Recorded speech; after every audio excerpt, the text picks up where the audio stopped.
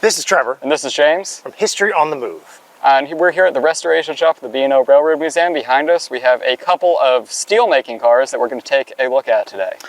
So, some fun history about these is these were built actually in 1935 and 1940s. We'll get into that when we get into the close-up stuff. But these were built, more importantly, for the Bethlehem Steel Corporation that was founded in 1857 and was at Sparrows Point, which is now Trade Point Atlantic. Trade Point Atlantic, Amazon's there, and some other the steel making facility closed down, I want to say 2012, I believe, if I'm not mistaken, the Sparrows Point. I want to say fully. I think 2000. It was petering out for the last couple decades, and then 70s and 80s were the beginning of the end for steel in America, if you will, on that scale. Something else that's really important, I don't know how much you've read about this, but Bethlehem Steel was crucial for the war effort during World War II.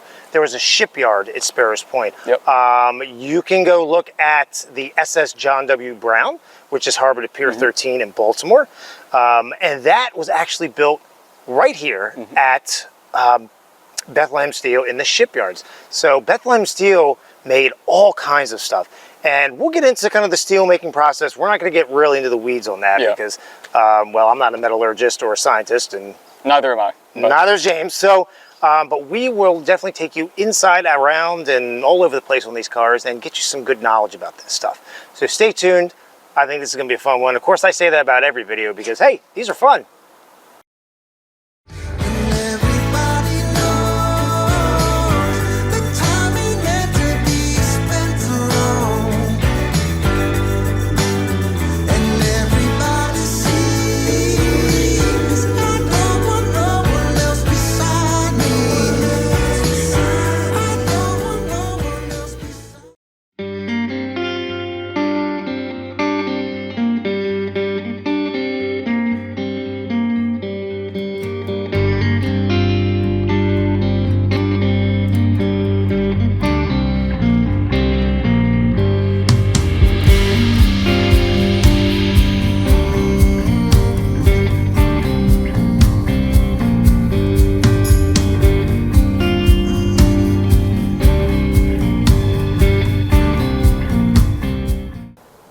All right, so we are getting a little bit of a closer look at this. Intimate. We're getting intimate with this That's car. right. We're looking at this bottle car. Also hot metal car. Hot metal car, bottle car. There's a number of names for these.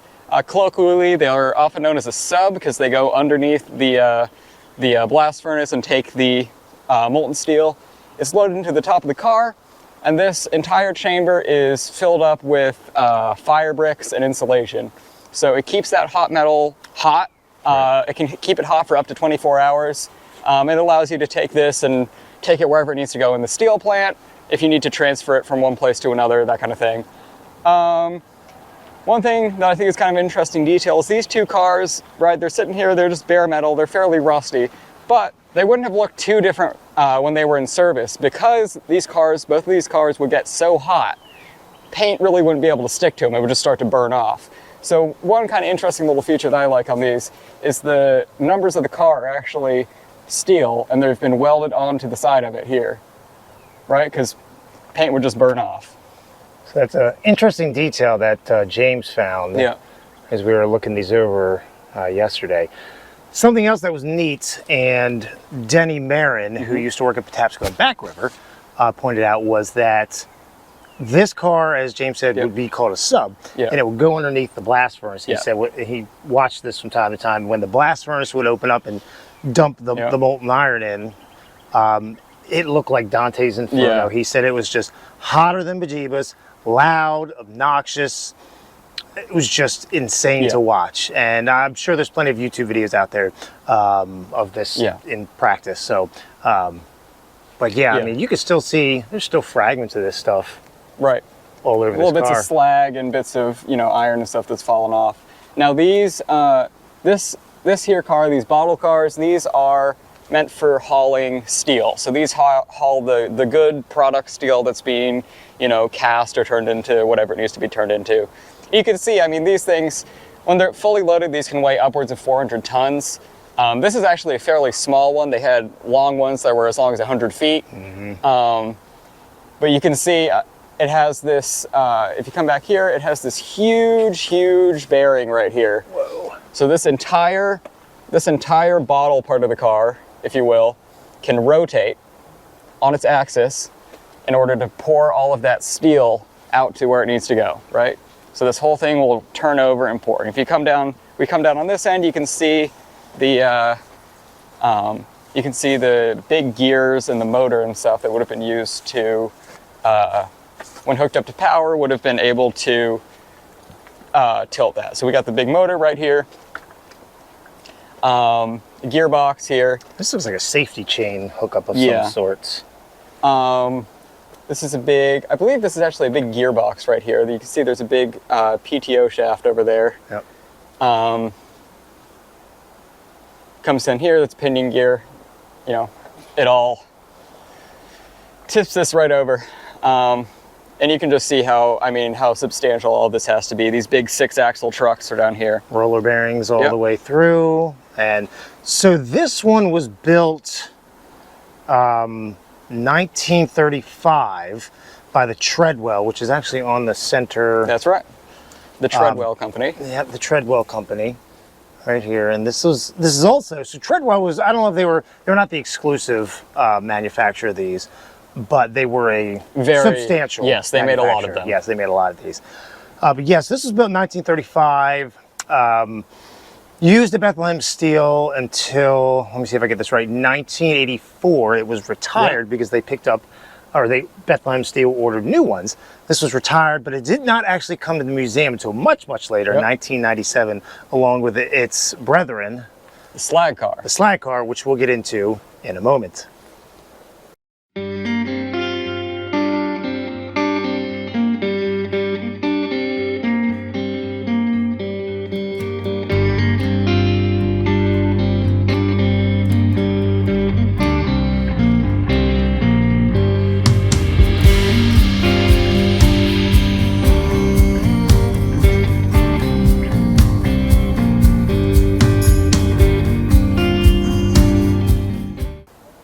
All right, so we promised you a slag car, and that's what we're looking at right here. Take it away, James. Yeah, so this is a slag car, also sometimes known as a ladle car, as Denny called it. Because they look like giant ladles. What these are meant to do, you can see they're open at the top. These are meant to collect slag. So slag is a byproduct of the steel making process. It's essentially impurities. It's impurities. It's basically whatever flows to the top, more or less. But more importantly, James, what is steel? How is it made? That's right. So steel is a alloy of iron and carbon.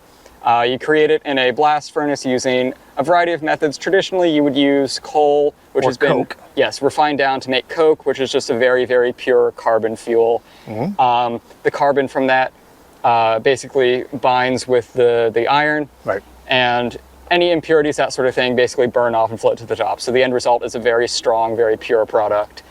But all of that molten slag has to go somewhere, and it can't stay in the steel. So it goes into these big crucible cars here, these ladles, and it's taken to wherever it needs to go. And what does slag look like, James? That's a good question. So this car actually, over the years, has been covered. You can see it's all down in the frame, right? Little bits that have spilled over time, but this is some slag here, and you can see it's really not very strong. You wouldn't want to use that for anything important, right? Nope, naturally not. It's just brittle junk. So, you know, that just needs to be, it's a waste product. Some of it can be recycled. Obviously, there's still iron and that sort of thing in here. You can see it has rust on it. So that can be recycled into, you know, new steel, that sort of thing, but it can't stay in the good steel. So they get rid of it and they take in these cars. These cars aren't super insulated the same way that one is. Obviously they're insulated to a point because the slag is very hot, but they don't, it's not as much of a concern that it stays molten and at a particular temperature. So you can see these big cars here. There's on each side, it's kind of similar to the bottle car. You can see that they have giant ring gear almost. These giant gears, right? It's kind of a rack and pinion setup. And as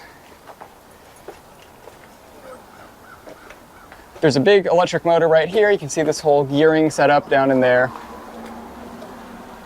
that pulls all of this This big worm gear up here that pulls this along here and tilts that over. Look at the size of this screw. I mean, that is absolutely ridiculous if you use my hand as a reference. And right here, so the way that these would work is these would receive power from the locomotive. They'd be hooked up right here, and there would be a connection running into here, right?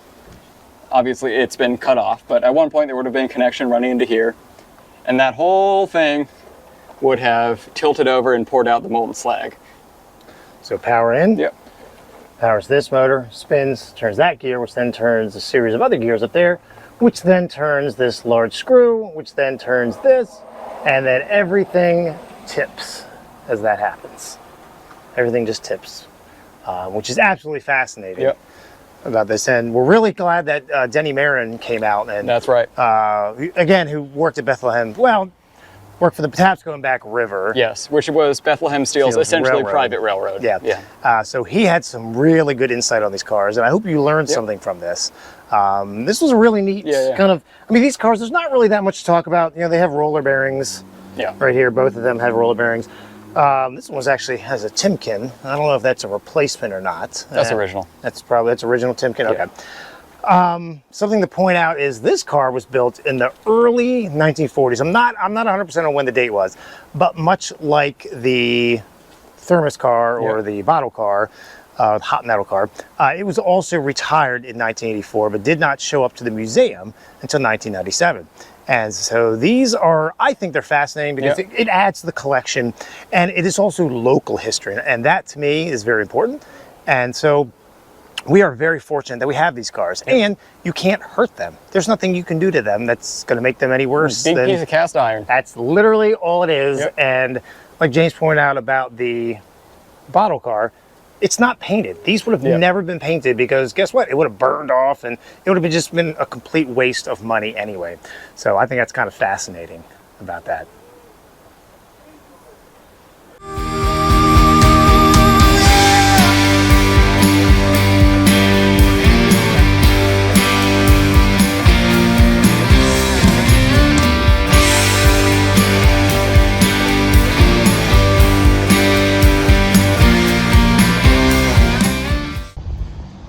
This is Editor Trevor, after the fact. I want to say thanks to Denny Marron for coming out and regaling us with his stories from when he worked at Patapsco and Back River at the Bethlehem Steel plant. He has some really good stuff and great insightful info about these cars. Let's let him tell us that story. This ladle cars. What they would do is they had Baldwin locomotives with the power, and the cord came out of the locomotive underneath the fireman's door, underneath the step, and would come and run down to this outlet here, and at the time would go into the motor. And what that would do, you see the jack screw, and there was a series of gears and screws, and there's this gear that would actually turn the ladle over. Now what they did, they went out to the ladle dump, and what this was it was like a big hole that was dug down into the ground, and these would pour, and they were still red hot. And that's why I say the sky would go crazy. Wow. And then they let it cool and all like that, and then they had big machines that came, and what they were like front end loaders with a big hammer on them. And they would come and hit the steel and bust it up enough, and then they would take it and reuse it. It was, or a lot of times, and it's true, they would take the steel and dump it down the bank where the water was and make the Sparrows Point larger. And that's true. That's true. And then who's it you were saying, who's digging in there? I was saying, hey, it's getting shorter, it's not getting any. the Army Corps of Why the Army Corps of Engineers came in there and they were like, hey, measured the channel. And the channel kept getting thinner and thinner and thinner between Anne Arundel County and Baltimore County. God. And that's what happened. But these worked, God, as long as probably 30 years. And you could always tell at night because the whole sky, even though the locomotive shop was probably about 3 miles away, the whole sky would light up. Wow. Like an orange, you know, and it was beautiful. It wasn't ugly, it was beautiful, but I'm just saying. And the subs. Okay. There again, The subs were this length, and they had 100-foot length subs for when they got the L furnace. Because the L furnace was making so much steel, Right. this was no good no more. This was for the smaller furnaces. They had 10 furnaces at Sparrows Point. Okay, before the L furnace came. And they started retiring the furnaces because the L furnace was making so much steel. Yeah. And then this would come down, and it's the same thing. That had this is the motor and everything like that, as you can see. It would turn the sub over. Now this is the line here, and there would be another mark there, yellow mark. And that was when you had the sub loaded level. Oh, that's what that is then. Yeah. Okay. That's to show you from the ground that you have in other words, if it's leaning like this, you don't want to move it because it's going to be to one side that goes around the corner, and they have turned over in our time. Okay, and this was full of molten steel going down to caster, and they had a continuous caster where they would run the slab, and they would make the slabs. Okay. Steel would come. Now, Did you get to watch this process? oh yeah, you could see the whole thing. A lot wow. of times you're following the locomotives because these were pushed by locomotives. Oh, wow. That's neat. You know what I mean? Yeah. At one time now, there was a locomotive for each furnace, so they had 10 locomotives. 10 locomotives, okay. And then they had 2 double units that ran the main track. The double units would bring the empties in. Okay. The locomotives would shift them around by the furnace and then bring the full ones out. And then the double units would pick up the full ones, subs, and take them down to the first. Wow. So there was actually 2 double units and 10 locomotives. 2 double units and 10 locomotives, that's, we counted that. So that would be 14 units. 14 units, okay, all together. And it was crazy down there. Around the clock, 365 days a year. They didn't stop. Now, what happened, these would be taken out of service occasionally for service, and what they would do, and it was a terrible job. These men they'd turn it over like this, okay, like it's dumping, and they would go in there, and there's fire brick in here. Okay. And all like that, because if you poured the liquid steel into it, it would burn right through. And they had the fire brick, the asbestos brick, and they would have to bust the stuff out, asbestos brick, and then reline it, and then put it back in service. And while they were doing it, they would take the wheels and all like that, and put dummies, and redo the wheels and all like that. While they were busting out the brick. So in other words, when this was done, the trucks were done, everything was done, and the electrical was done for the motors and all. But that's the way it is. And then this here, as you can see, is the actual steel from where it's splattered up and all. Oh, look at that. And it's here. It's everywhere. Yeah, because what happened when it came, it just splashed. Just splashed in, okay. And these were not painted, right? These were never painted cars, okay. They came and they were black, but they lasted one time under the furnace.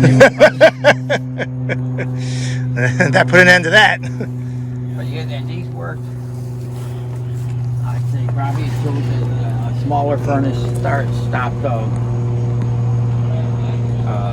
taking them out of service, and then using like I said, the big furnaces. And you can see in your book, your railroad book. Oh yeah, about the Patapsco Back River, you can see the 100-foot subs. Okay, we'll have to peep that out. Yeah, because it would come at the furnace, L furnace, get the steel, and then go down to the continuous caster, dump it, and what they did, they had like a ladle, huge. I mean, make them look like buckets. Oh wow! And it would be ground level. So you take the sub cars in, they would take them, tip them, the car would just this, the turret, and it would tip over, fill up the ladle, and then out they would go. And then when they needed the steel, and they took that, and blast first, and then they went to the continuous furnace, and that's how it went. Wow! And then when they rolled out the continuous furnace, they made slabs. They made slabs steel down there. Slabs, okay. depending upon what kind of width and everything they needed. Yeah. You know, and they would roll out red hot there, and then you had another locomotive there Waiting to. waiting, and they had the cars, the flat cars, and they had pieces of steel like this across, so you could lay the slabs on it, because it would burn through if you didn't have that, it would burn through right the body through. of the car, the flat car. Gotcha. And it was all metal cars too. Huh. So there you have it. Well, cool. Well, thanks, Danny. I appreciate But that. if you go in your book, Yes. I'll flash it explain up the on the screen. process. I'll flash it up on the screen Yeah. for them. So everybody Okay. can go. That's a hard book to find, but if you can find it, that is a great read. And guess what, Denny? You're in the book. yeah, There's a picture of Denny in his younger years. read the front page. That's you. Where Elmer talks about. He thanks you in there. Yes, he does. All right, guys, check out that book. Yes.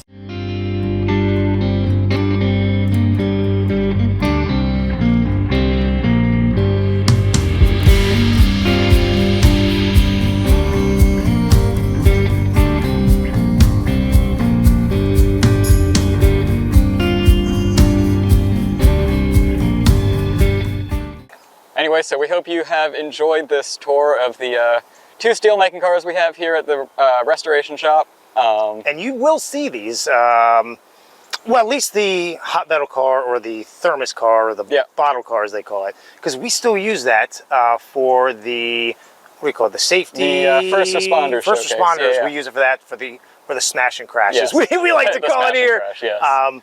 But so we also want to thank Denny Marron for, as a former employee of Patapsco and Back River, for actually giving us some knowledge coming out of the shop and telling us all the fun bits about these cars. So stay tuned. We got some really good videos coming your way. And this is Trevor. And this is James. From History on the Move.